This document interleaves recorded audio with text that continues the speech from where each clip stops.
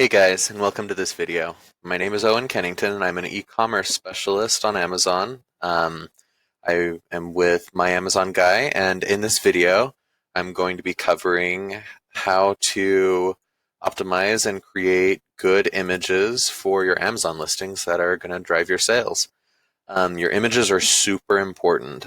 They will build trust with your customers, and they will set you apart from the competition. Amazon has some very specific requirements and expectations for these images, however, so we're going to go over those in this video.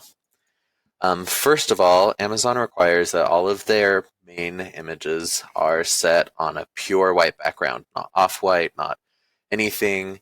It has to be as pure white as possible. This is a good example of a pure white background that will work for Amazon. You can see that there's not any gray, there's not any issues with other colors showing up in the background. This is an example of what we're not looking for. So this is a good product photo. It highlights the product, makes it look good, but the background is black. It's on this fabric. Amazon will not accept this as a main product image. So you want to make sure that your images are white. Next, you'll want to make sure that your images are in focus. This is a big one.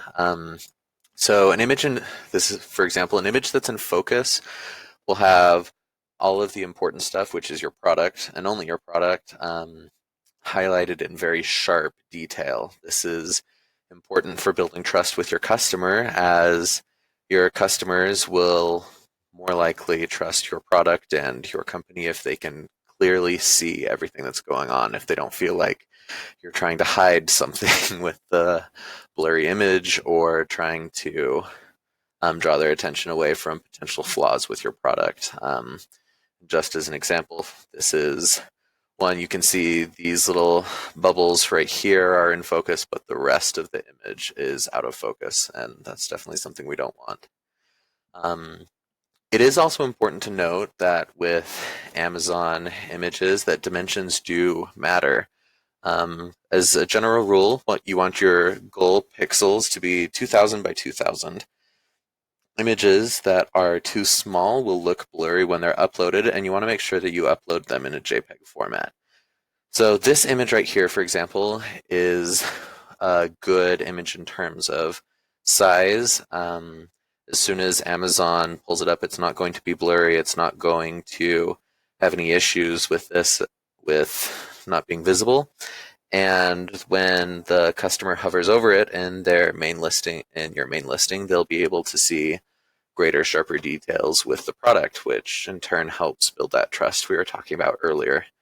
This is an example of a smaller photo. It may look like it's detailed, it may look like it's in focus at this point, but because it's so small, when you upload it to Amazon as your main image, it will attempt to make it larger so it fits in with the others, and it will look really blurry and pretty tacky by comparison. So again, you want to make sure that you've got your images 2000 by 2000 pixels. Something else to note about Amazon images is that they frequently update their guidelines. One update that went through just recently that is really important is that, especially for apparel products, they don't want any people in the main image. A good example of this is with this watch. Like we talked about with the other ones, it's on an all-white background. It's a very detailed, non-blurry photo, but there's also nobody highlighting the use of this product in the main image. There's no person. It's not on somebody's wrist. For example, this Apple Watch, while a really detailed and interesting photo, is on a wrist and is on someone being featured in the main image, and that's not something we want. That's something we want to avoid. In addition to this, Amazon requests or requires that you have no logos, borders, color blocks, watermarks, or any other kind of graphic over your main image. An example of this, for example, is with these TVs. In the top right, we have this graphic right here that it's informative and it is useful, but it distracts from the main product. So this would be better as one of the other side images on the listing rather than a main image. When going for main image, this is something more the speed that we're looking for. It doesn't have any graphics. There's no watermark. Once again, we're on that white background. It's not blurry. It's a really good sized picture. Um, yeah, so that's super, super important.